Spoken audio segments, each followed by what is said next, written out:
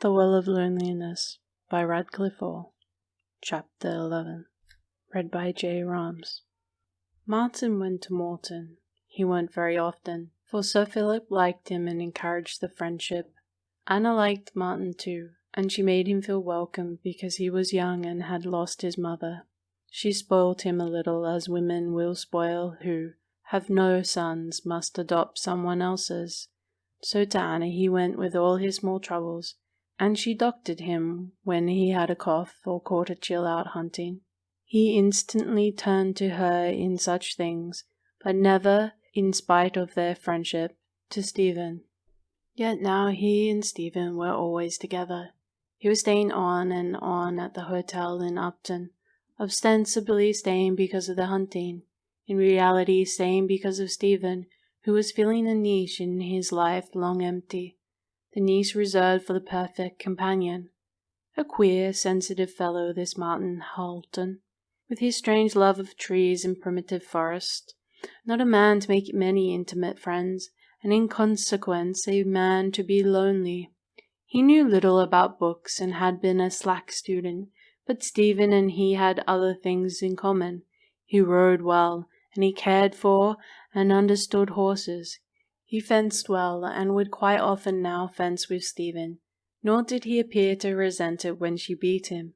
Indeed, he seemed to accept it as natural, and would merely laugh at his own lack of skill. Out hunting, these two would keep close to each other, and would ride home together as far as Upton, or perhaps he would go to Morton with her, for Anna was always glad to see Martin. Sir Philip gave him the freedom of the stables, and even old William forbade to grumble. "He be trusty, that what he be," declared Williams, "and the horses know it and act according." But sport was not all that drew Stephen to Martin, for his mind, like hers, was responsive to beauty, and she taught him the countryside that she loved, from Upton to Castle Morton Common, the common that lies at the foot of the hills. But far beyond Castle Morton she took him. They would ride down the winding lanes to Bramsbarrow, then crossing the small stream to Clitchton Mill, jog home through the bare winter woods of East Nor. And she taught him the hills whose plentiful bosom had made Anna think of green-girdled mothers of sons, as she sat and watched them, great with the child who should have been her son. They climbed the venerable Worcestershire beacon that stands guardian of all the Seven Marvens, or wandered across the hills of the Wells to the old British camp above the Wey Valley. The valley would lie half in light, half in shadow, and beyond would be Wales and the dim black mountains. Then Stephen's heart would tighten a little, as it always had done, because of the beauty, so that one day she said, "When I was a child, this used to make me want to cry, Martin." And he answered, "Some part of us sheds tears when we see lovely things. They make us regretful." But when she asked him why this should be, he shook his head slowly, unable to tell her. Sometimes they walked through holly bush woods, then on up Ragged Stone, a hill grim with legend.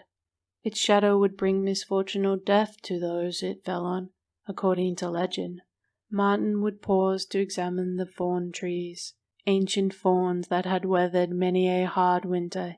He would touch them with gentle, pitying fingers.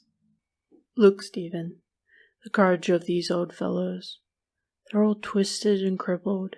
It hurts me to see them. Yet they go on, all patiently, doing their bit. Have you ever thought about the enormous courage of trees? I have. And it seems to me amazing. The Lord dumps them down and they just got to stick it, no matter what happens. That must need some courage." And one day he said, "Don't think me quite mad, but if we survive death, then the trees will survive it. There must be some sort of forest heaven for all the faithful of trees. I expect they take their birds along with them. Why not?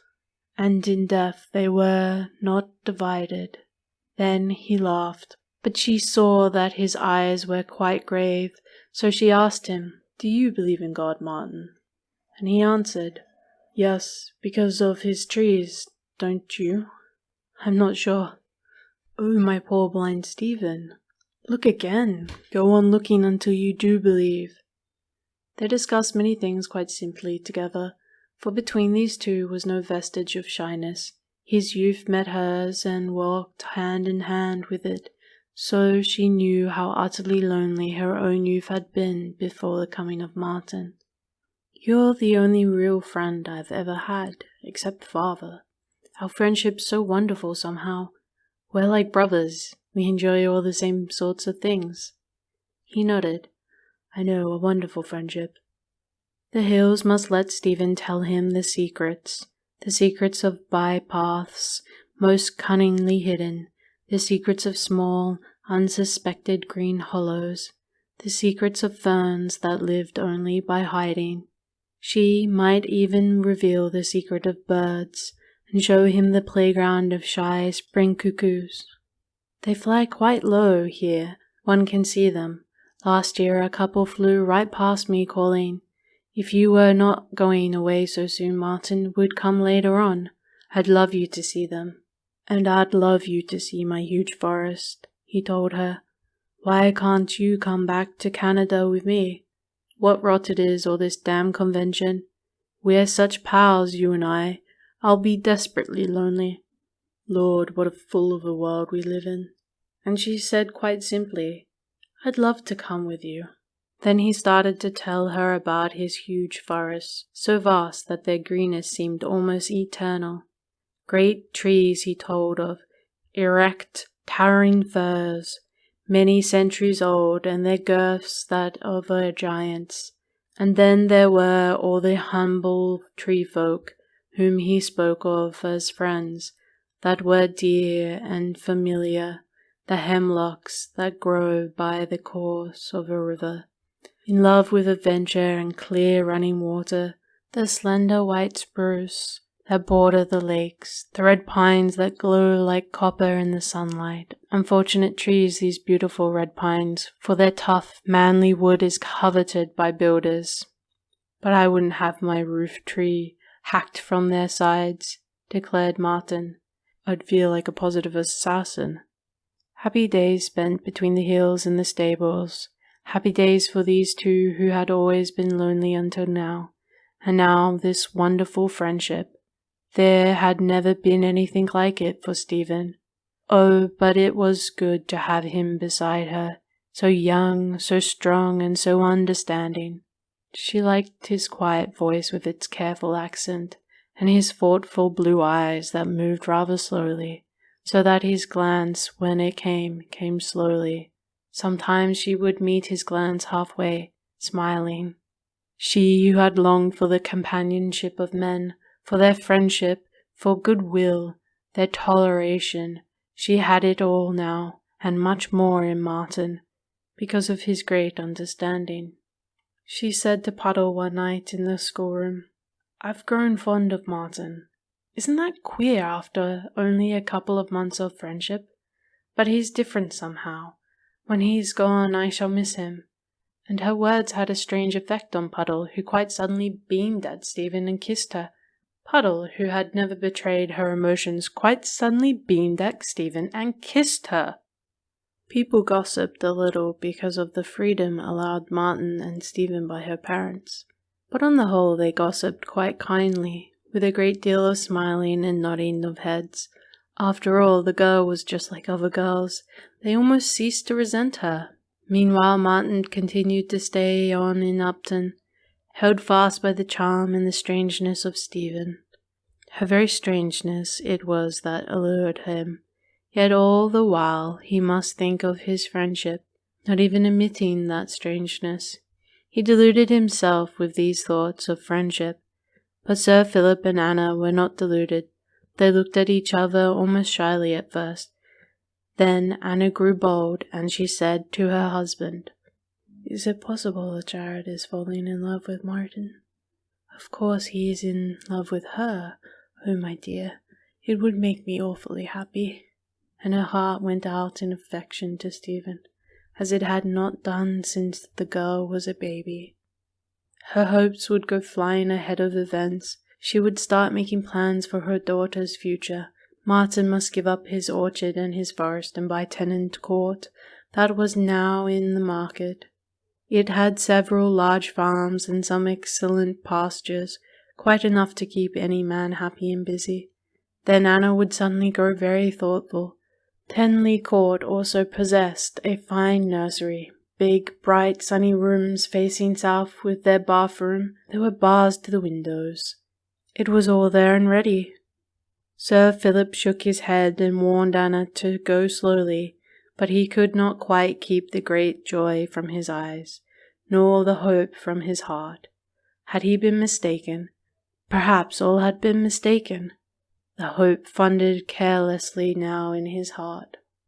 Came a day when winter must give place to spring, when daffodils marched across the whole country from Castle Morton Common to Rose and beyond, pitching camps by the side of the river, when the hornbeam made patches of green in the hedges, and the hawthorn broke out into small, budding bundles, when the old cedar tree on the lawn of Morton grew reddish-pink tips to its elegant fingers, when the wild cherry trees on the side of the hills were industriously putting forth both leaves and blossoms, when Martin looked into his heart and saw Stephen, saw her suddenly there as a woman.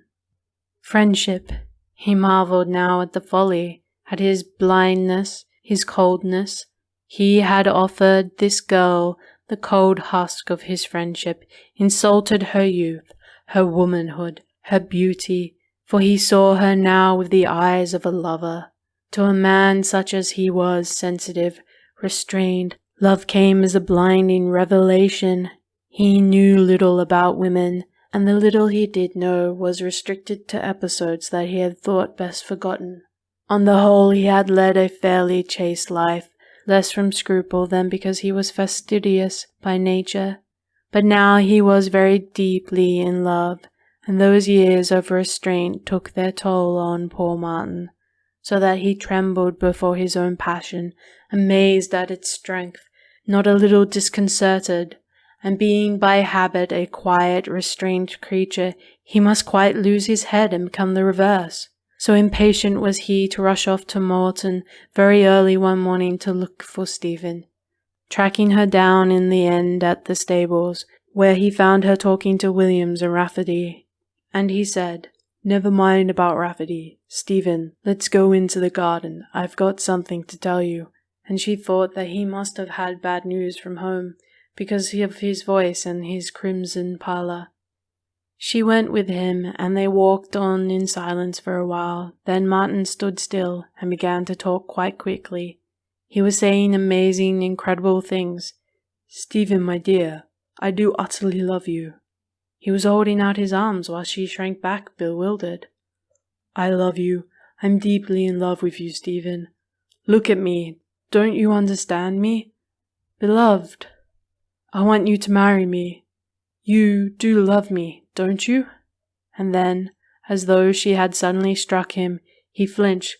"Good God, what's the matter, Stephen?" She was staring at him in a kind of dumbfound horror, staring at his eyes that were clouded by desire, while gradually over her colourless face there was spreading an expression of the deepest repulsion. Terror and repulsion he saw on her face, and something else too, a look of outrage. He could not believe this thing that he saw, this insult to all that he had felt to be scared. For a moment in his turn must start. Then he came a step nearer, still unable to believe, but at that she wheeled around and fled from him wildly, fled back to the house that had always protected. Without so much as a word she left him, nor did she once pause in her flight to look back. Yet even in this moment of headlong panic, the girl was conscious of something like amazement at herself, and she gasped as she ran. "It's Martin! Martin!" And again, "It's Martin!" He stood perfectly still until the trees hid her. He felt stunned, incapable of understanding. All that he knew was that he must get away from Stephen, Away from Morton, away from the thoughts that would follow after. In less than 2 hours he was motoring to London. In less than 2 weeks he was standing on the deck of the steamer that would carry him back to the forest that lay somewhere beyond the horizon.